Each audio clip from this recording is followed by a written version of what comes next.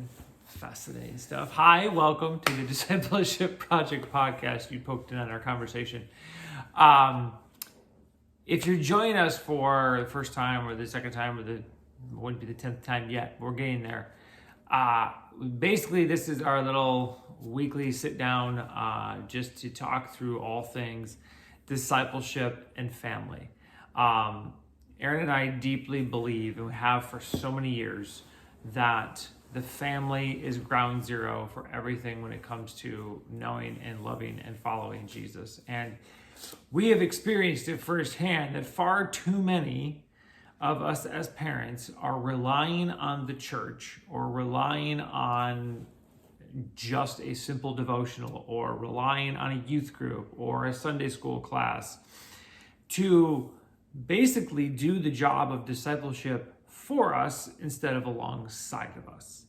And so we have decided that it would be hopefully incredibly helpful to sit down and with ideas, tips, tricks, and honestly challenges, because there's a whole bunch of things that we've always just wanted to say and think are fairly useful, things that we've tried, areas that we have failed in, and places where we have succeeded. So hopefully you'll find today's episode, I'm going to call it challenging, because even as we were talking about it earlier, I'll be honest, I was slightly reluctant, because I have the tendency to be so matter of fact that I come off as kind of jerky and insensitive. And then I get told I'm intimidating. And then you're just intimidating because she has it all figured out. Why? Because you have it all figured out. But I have nothing figured But you out. look like and you carry yourself like you have it all figured out. Even when you are completely lost and confused, you look like you know where you're going. Fake it till you make it. So today, we're going to bring up a word, and I want you to think about it for a second. So just as we're setting this up, think about this, is the idea of being transformed. The idea of when Paul tells us to be transformed in the renewing of our minds. When Jesus tells us to take up our cross. When we are told in Scripture to put ourselves aside and think of others first.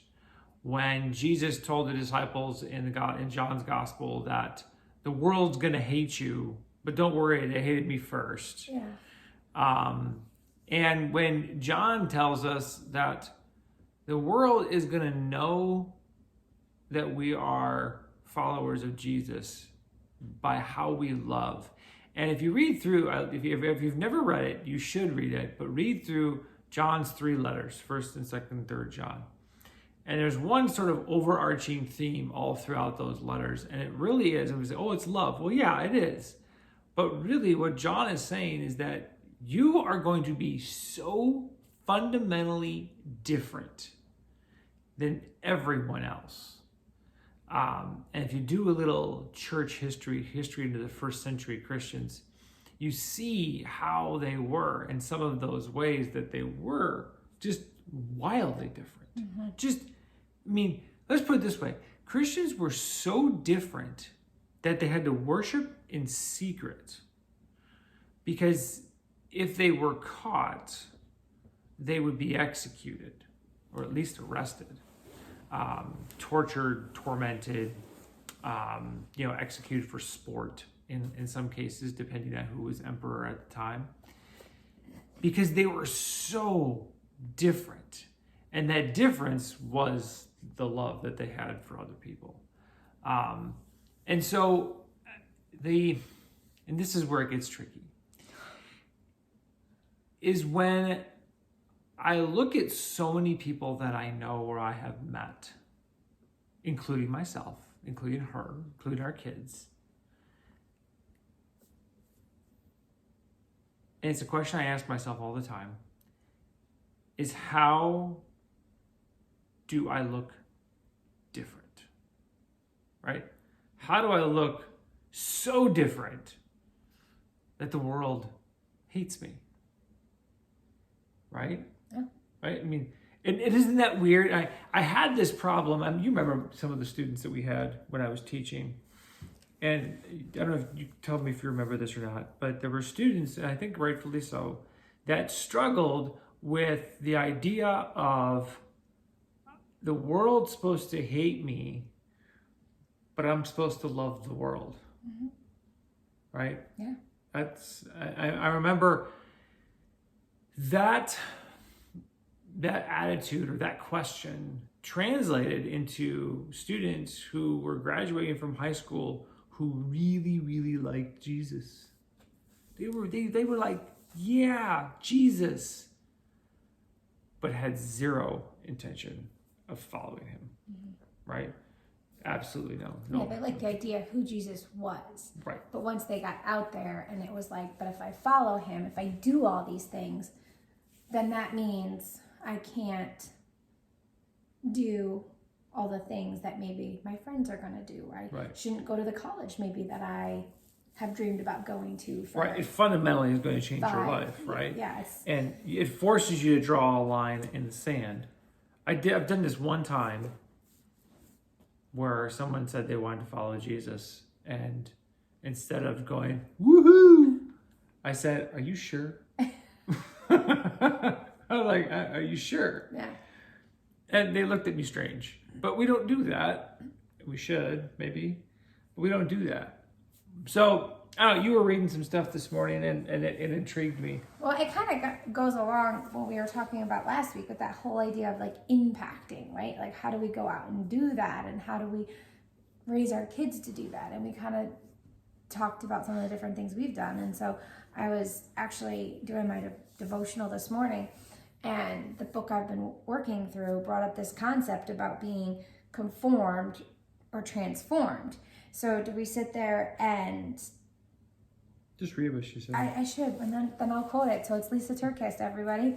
So basically, the choice is mine. If I want to be a sold out somebody for God, I have to break away from the everybody crowd. So we were talking back and forth this morning. I'm like, that's it. Like, because to be impactful, right, we have to be different. To be different, we have to stand out. To stand out, we can't follow everybody, right? So then as a parent, like we were kind of talking about last week, we had talked about that we took a pause, that we said no, that we stopped, right? And for our kids' sake, we needed to do that. But a lot of that was stemming from some stuff I was going through. But it also stemmed from me realizing that we've been on a journey. Like, we have done a lot of cool things in a lot of different cities. So we in 2014 picked up, we went and took on LA, we took on Chicago, we took on Fort Wayne. And moving to Fort Wayne, we probably got a little taste of financial stability for the first time in our life, or our married life, I should say. So no, in my entire life. Okay, that's true. So it wasn't, we didn't have to necessarily restrict our kids anymore. So we're like, okay, what activities do you want? Everyone can pick one. And so Leah did art, and then Leah did theater, and then Hannah got into dance, and then dance led to more dance and more dance, and it led to a pretty elite dance center, which, like we said, was consuming our lives. And then Eli kind of just got shuffled around everything, so we really felt bad for him because he tried basketball, he tried all this stuff, but really he just wants to race, and that's a really bigger endeavor than we anticipated. So we're kind of slowly navigating how to get him into racing.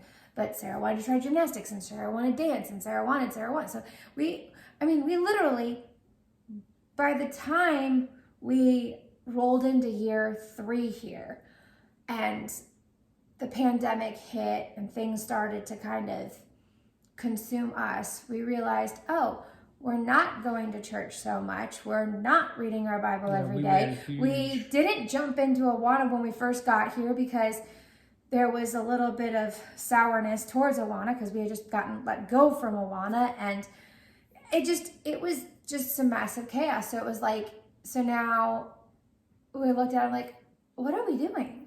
Are we giving our kids what they need? Or are we laying a foundation that, well, we'll do your activities, and if church works, we'll go, and if reading scripture works, we'll go.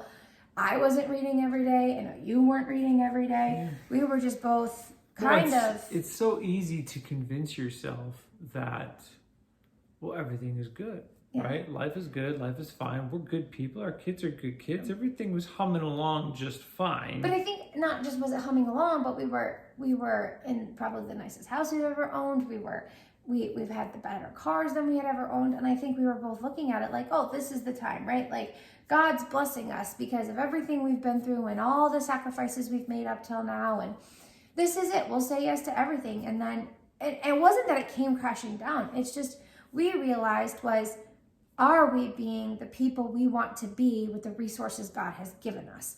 Are we going out into all these activities and impacting the way that we should impact? Now we hadn't changed our idea because we had the money to make Christmas more elaborate. That we were still like, nope, it's just the 3 gifts. And we hadn't changed our mind on Halloween. We were still, nope, we don't do Halloween, even though, we live in this big neighborhood where there's 300 kids doing trick or treat, and all of our neighbors are like, you should trick or treat, you should trick or treat. We're like, no, that one we can say no to. But it just, I feel like we were watching, all the cars pull in and out of the driveways with all this stuff. So it's like, well, can we have this stuff? Can we do it now? Can we have Amazon delivered every day? And it's just, I think you very soonly realized, yes, we were keeping up with the Jones, but I think all of us inside were kind of like, we just kind of realized there was something missing and we just didn't know what that was. And so the pause that I call the great pause, that's what we should call it. The great pause. It just really helped us reevaluate to the point where just recently the kids are back at Awana and are super excited. We've kind of found like our space in our community that we want to be at, so we can, make Sundays work for us. And, the kids are ready to take more on again, but we have our routine back where we make time every morning to read scripture. And if I don't remember to put my Bible and the little piece of paper over there, the kids are like, wait, Mom, you forgot it, and it's like, okay, go get it, and or if our day is going stray and, someone needs to, I gotta use the bathroom, I gotta do this, I gotta go here, we're gonna go. It's like everyone's quick to say, nope, we don't leave the house. We'll be 5 minutes late to wherever we have to go because we didn't read our scripture this morning. And they've all started to see the benefits of just understanding that. And especially right now, the theme we're going through is the Bible and just talking about the simplicity behind it, like how it's pure and true and how we're supposed to be memorizing it and studying it daily and the foundation. But I want to interrupt because I like to interrupt. But is we often I know you know this, but we often focus on if we just read enough scripture, if we just memorize enough verses, if we're just in the Word daily. And, I don't know, because I taught it. I think I've read the New Testament probably 20 times by now. And every time I read it, it's still fresh and new, and that's great, and it's wonderful. I've memorized lots of things. And I know lots of people that even know more scripture than I do. And they act nothing like Jesus. And I also know people who don't know a lick of it and are more Christ-like than the rest of us.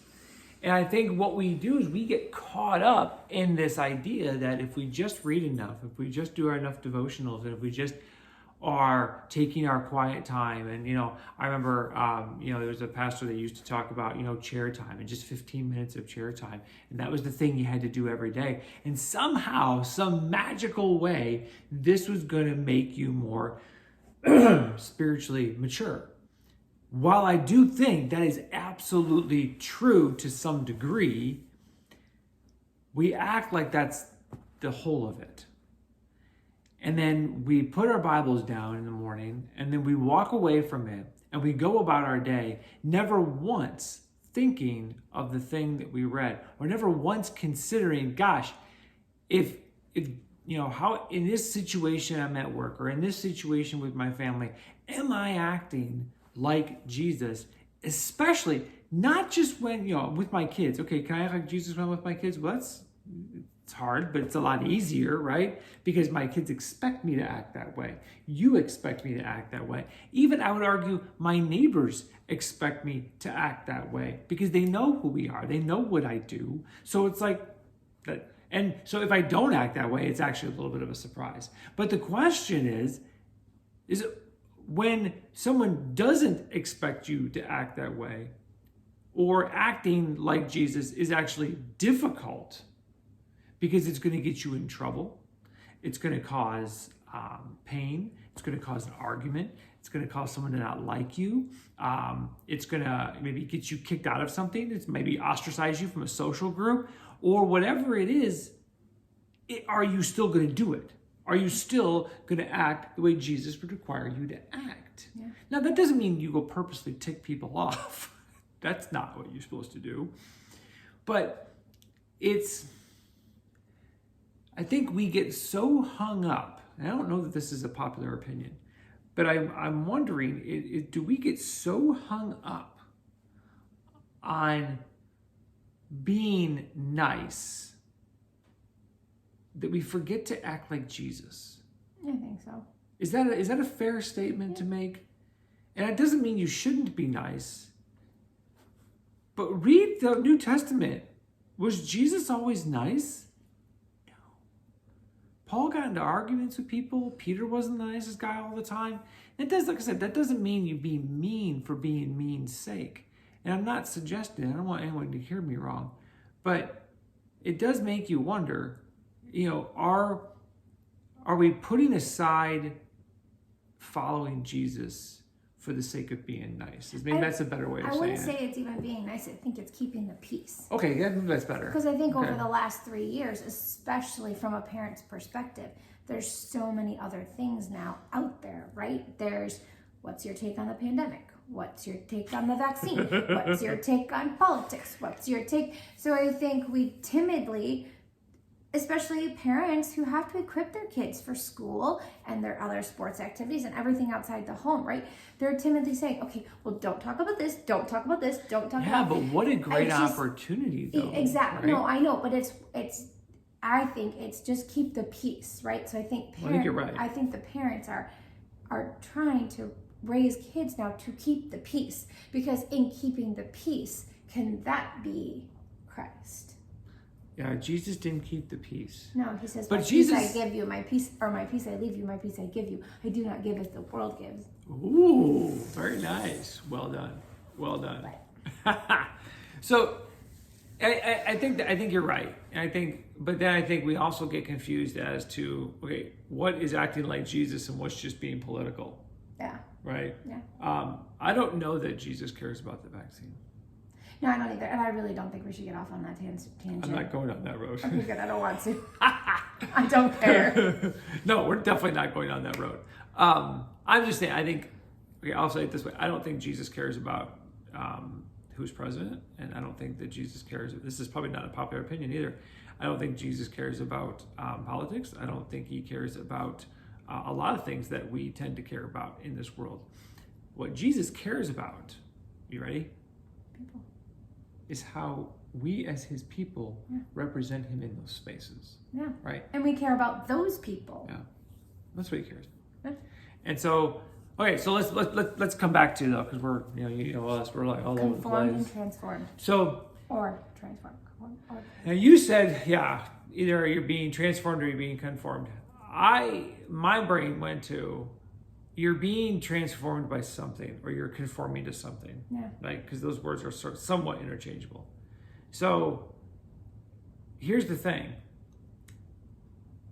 If our kids are not being transformed more and more into the image and likeness of Jesus, they are being transformed into the image and likeness of the world. Yep. Right?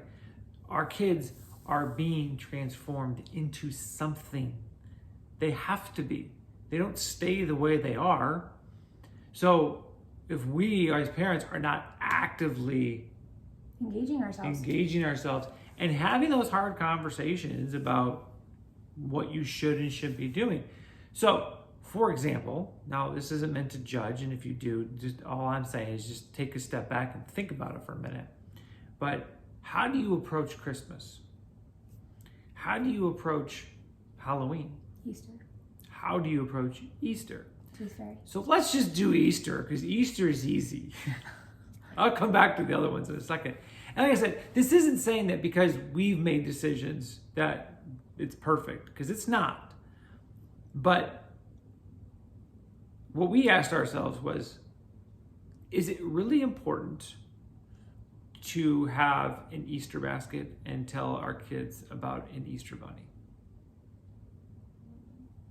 No. No.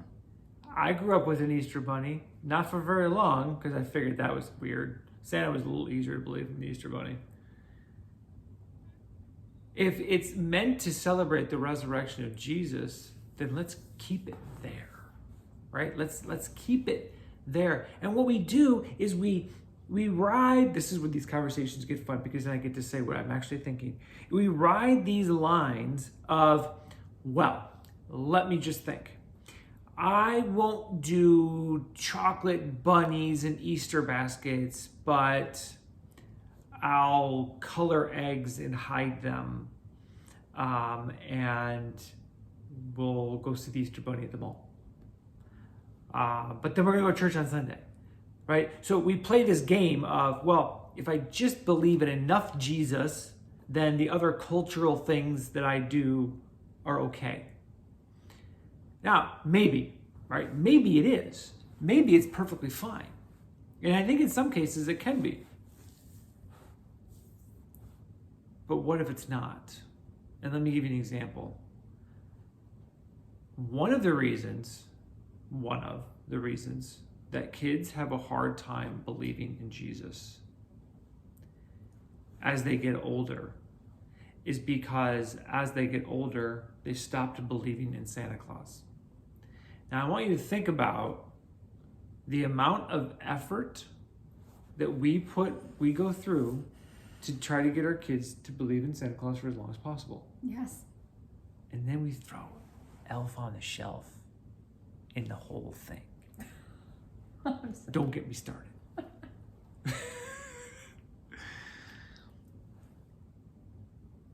So let me just ask the question and you answer it for yourself.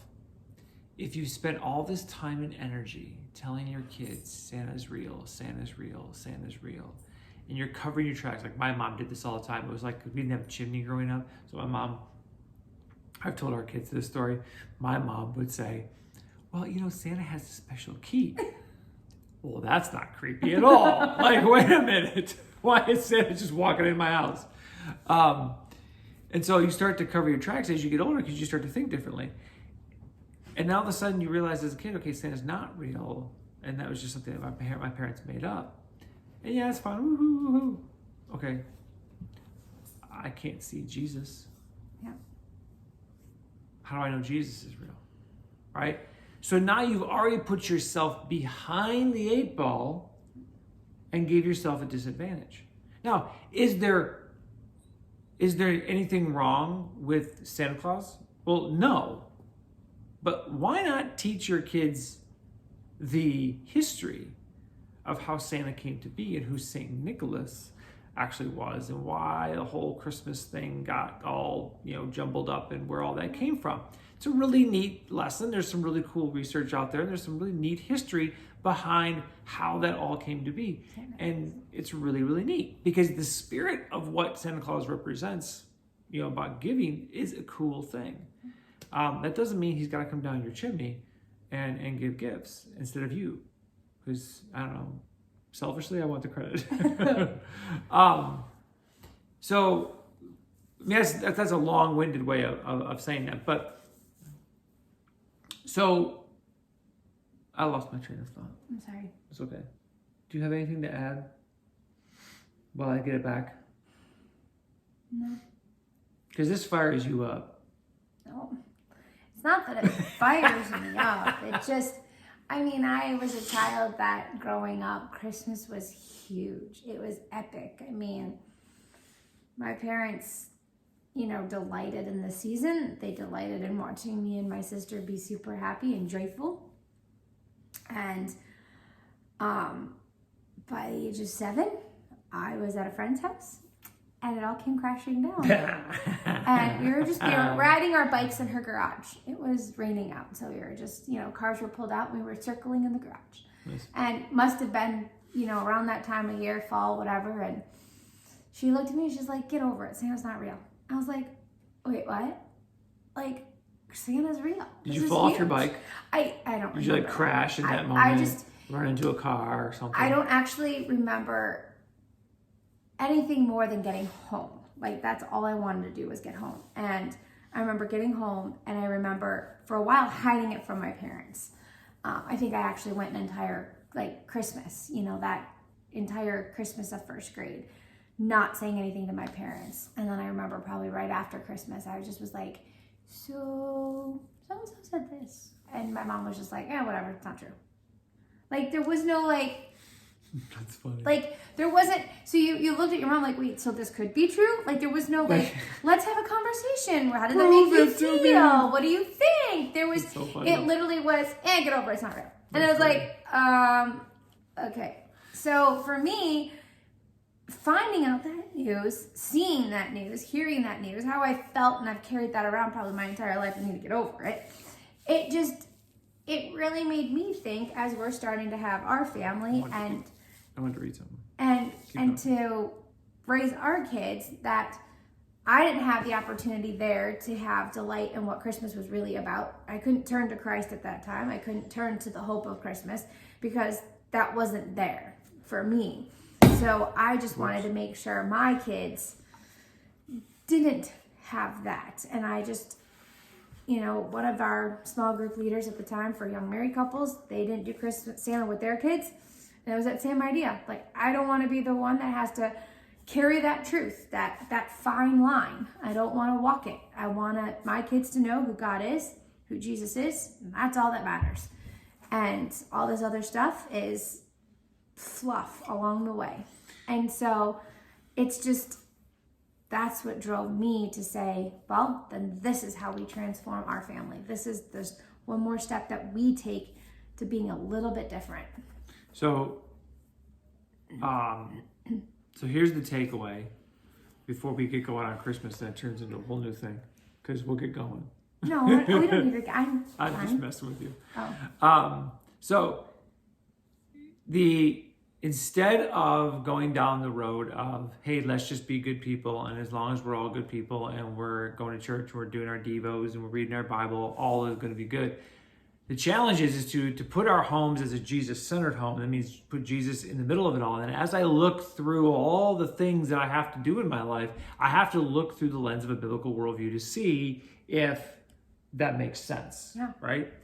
And instead of the idea of just being a good person,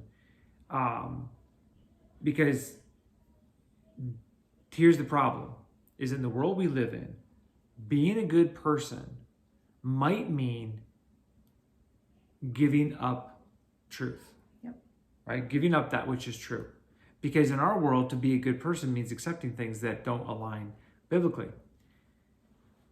Because truth presupposes exclusivity. Like, if something's true, it's exclusively true. Nothing else like it can be true if it's true. Right? So if Jesus is the way, the truth, and the life, then no one else can be. That's just how that works. Whoa. I think the kids are fighting upstairs. Just the two of them. Just two of them. And exclusivity is deemed as hateful and hurtful. But truth is not. And truth in Jesus is loving. So... Thank you. So that's the thing that I want you to think about. Are you centering... We'll be up in a minute. Are you centering, our kids are ready to go to sleep. Are you centering your lives on the truth of Jesus? Are you centering the way you're raising your kids, the things that you do, everything that is about your house? Is it centered on the truth of Jesus? And if it's not, it might be time to say goodbye to it. Yep. Until next time. See you soon. Bye, guys.